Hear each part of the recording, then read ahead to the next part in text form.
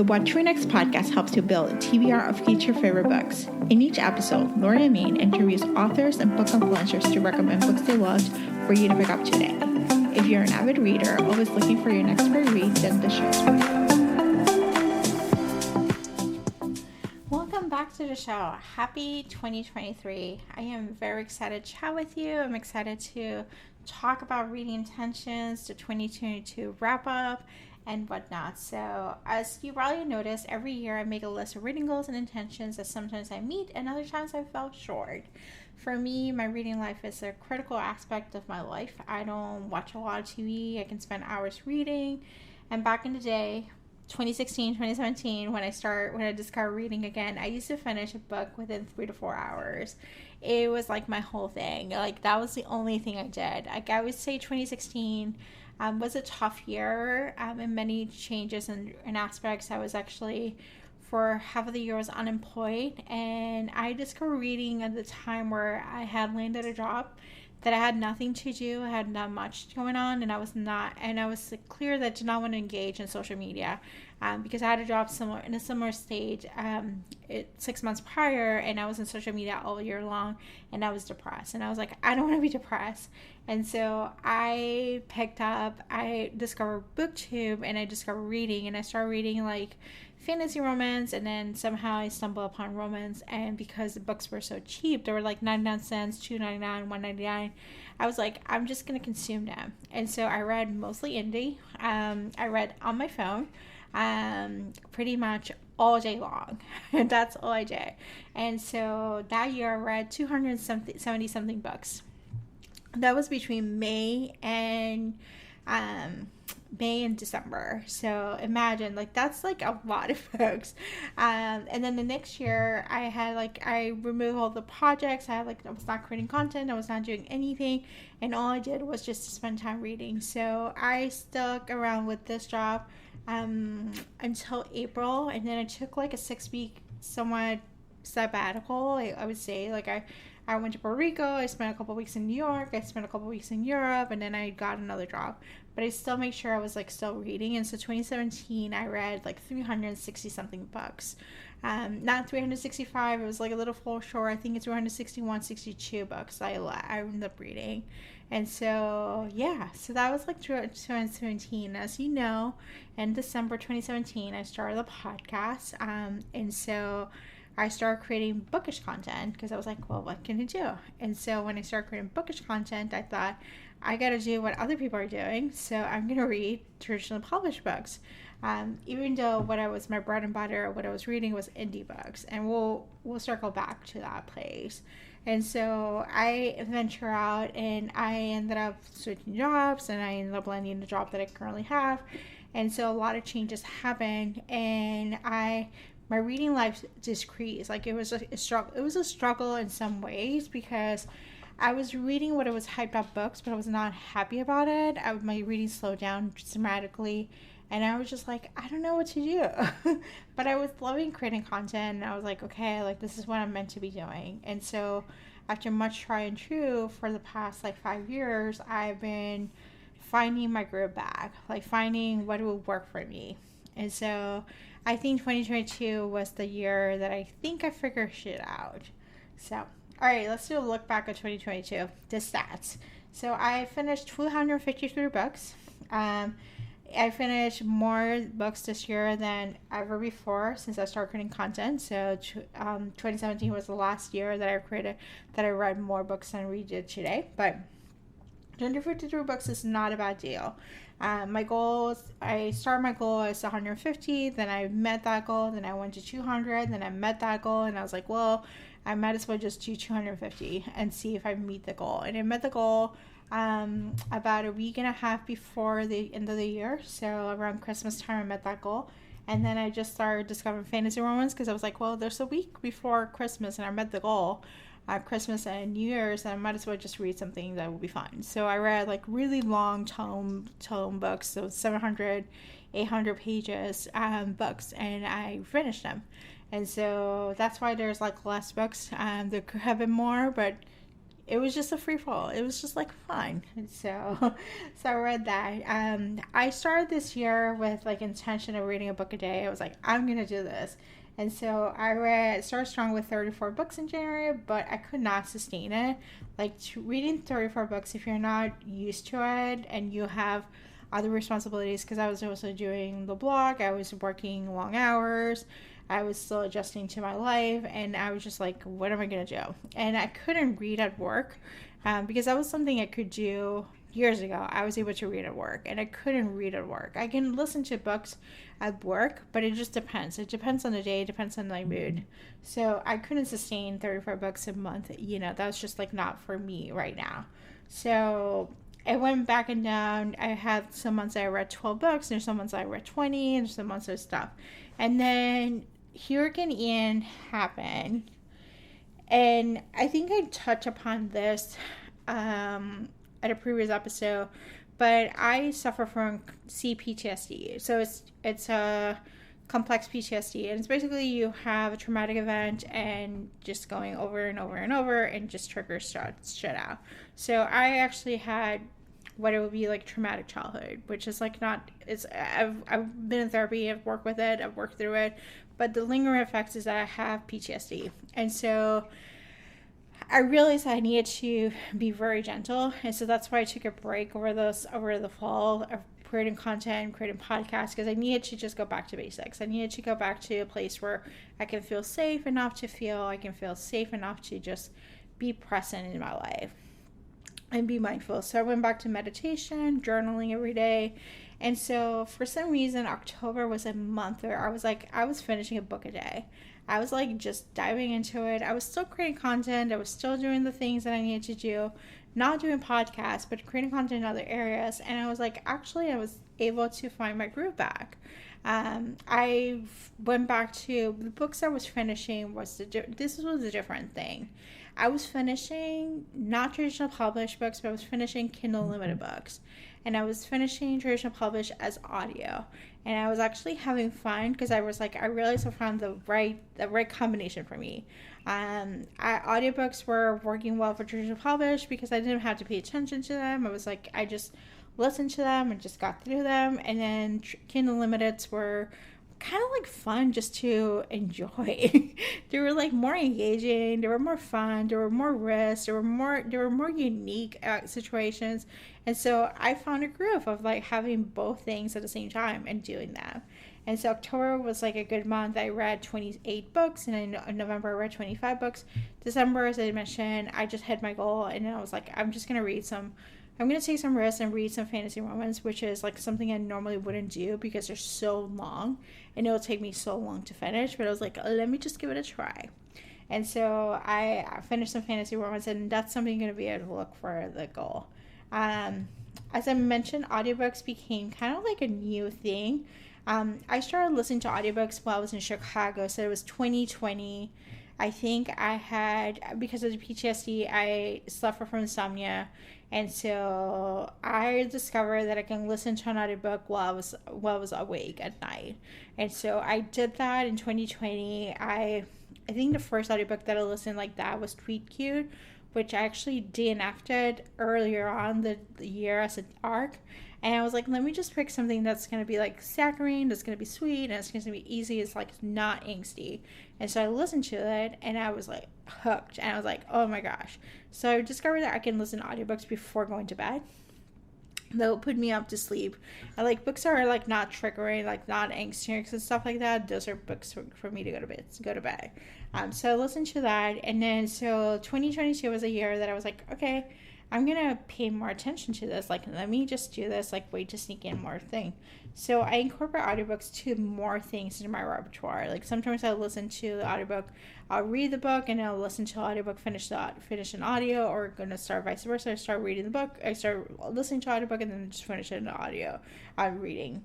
Going to bed is the main one that I use. Sometimes incorporate at work. And so in 2022, I listened to 95 audiobooks between read and listen and full audiobooks. I listened full audiobooks, about 70 of them, and some of them are short, some of them are long, some of them are a mix.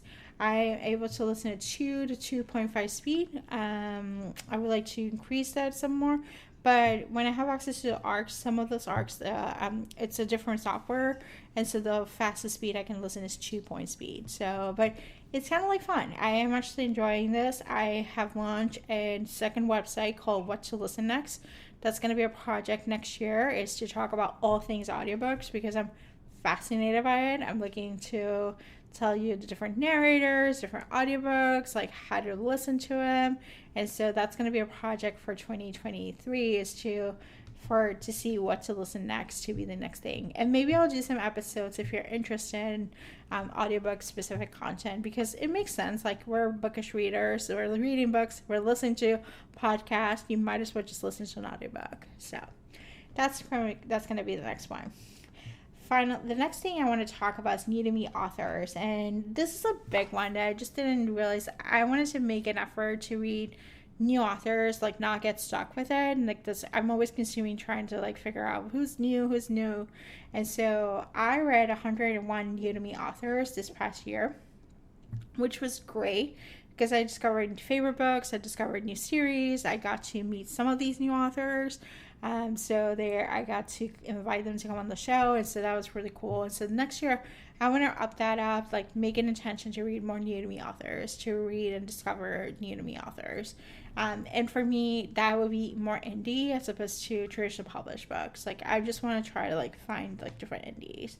Speaking of indies, Kindle Unlimited has been like godsend. Like, I am converted to Kindle Unlimited. I want to be like I want to tell you all about Kindle Unlimited, because it's just like, it makes such an interesting thing. It's a service that I actually have been a member since 2016. I actually I got a gift for a 2-year membership last 2 years ago that I've been using. My 2-year membership ends in March, but because I bought 2 different Kindles, I extended. I got like Kindle Unlimited. So I have Kindle Unlimited until November, and I'm definitely going to buy a 2-year membership, because it's like a great deal. It's $150 for 2 years. And if I'm reading 100 to 200 books, it's like you're saving so much money. So, so basically, I would say like letting go of traditional published books and just doing them on audio seems to be the best way to go. So Kindle Unlimited has been kind of like a fun place to discover new to me authors and new to me genres and new to me things. It's a low stake way to look at things like fantasy romance and paranormal romance and romantic suspense, and like you're paying for the service, and you're paying the author by reading the book, but you're not losing money, quote unquote. So like, I think I got a Kindle wrap up, and I save about $500 on just books that I read. And I think that's a little skewed, and I'm going to track that next year, like how much money I saved. But that's actually really cool. Like, you're saving money, and at the same time you're actually reading and you're actually having fun with it. So Kindle Unlimited has been a lot of fun. So let's talk about 2023 goals and intentions and promises and what I wanted to do. So for the first one is the numerical. For Goodreads right now, I set up 250, but reality is I'm starting for 300. So my commitment is to read or listen to 25 books a month. This is manageable. I realize this is like the manageable number. 31 books is a little too much. I need to have some freedom to flexibility for days. Some days I can finish 2 books or 3 books, and other days I can just finish like 1 book. So I need that flexibility, and so 25 books is like the magic number. If I hit more than that, great. If I don't, that's fine, but I can play around with it. The final thing is I'm taking a break from NetGalley, and so any email pitches and stuff like that. So I'm going to read fewer arcs, like read with my eyes. I'm going to listen to them if I have access to them, whether they're before publication or after publication. I'll listen to those hyped up books, but I'm not going to read them. I have read a couple of 2023 books in preparation for this year, and I was going to do an episode about 23 titles you want to look for, and everything was meh. And it's just me, like it's just meh for me. And so I realized I'm like, I need a break from that, and I need a break from the meh and find joy in reading again. So taking a break from NetGalley, taking a break from the hyped up books, taking a break from social media telling me these are the books I must read, and discovering new to me authors for me. So that couples up with since I want to read 25 books, I gotta find new books to read. So that means read more KU books. I would like to, by the end of the year, to have read about 200 Kindle Unlimited books. So this year I read 94, so it's 188. And this, if I double it, but I want to try to do around the numbers to 200 is the number that I'm looking for. So as much as possible, I'll be reading KU. And that's the good thing about KU is that if you borrow the book and you can get the audio for $7, so like you can actually, like, it's not a bad deal. And sometimes Amazon does like these sales, Audible sales, so you can get like some of the audiobooks like that. The other thing is I do have Script and I have Hoopla, and so a lot of indies may have the audio in Script or Hoopla, and I can listen to them. So it's a combination of things. Like the book should be in KU, but it can be, I can listen to it, I can find it in other places, and I can just enjoy it. But yeah, so KU. The big one this is a big one is that I'm on hauling and selling and donating all of my physical books. Right now, I have stacks upon stacks of books that are up for sale in Pango Books. I'll put the link to my store in the show notes in the description. So I'm selling most of my books, like some of the new releases, some of the hardcovers and stuff like that. I'm also looking to donate books here in Tampa, so that's the other thing. I may just go to Goodwill and donate more books and stuff like that. So we'll donate all the historical romance books that I bought over years ago, 2020, when I was accumulating books. So I'm just getting rid of it. And the reason why I'm getting rid of the physical books is because I stopped reading physical books since 2019. I do not read them. I don't like the font. I don't like holding a book. It doesn't give me joy. I don't like book buying the books in the store. I went to Barnes & Nobles actually a few weeks ago for the first time since March 2020. And it was fun just to see all the books that I've seen and all the stuff. But there was like no joy in like, okay, I need to buy this book and I'm going to read it at home. Like I bought a journal. Like I rather buy journals. I rather buy things that I'm actually going to use every day. And so I read as an ebook. So I think for me, my book buying situation happens on ebooks. It happens on like audiobooks. It happens in the library. I find joy going to scrolling through the library for seeing what's available. I love doing that. That's actually one of my favorite tasks to do is like put an audiobook and then just scroll through Libby, like sides of like places of like books and books and books to listen, to read, to try out. Like what did they acquire like new.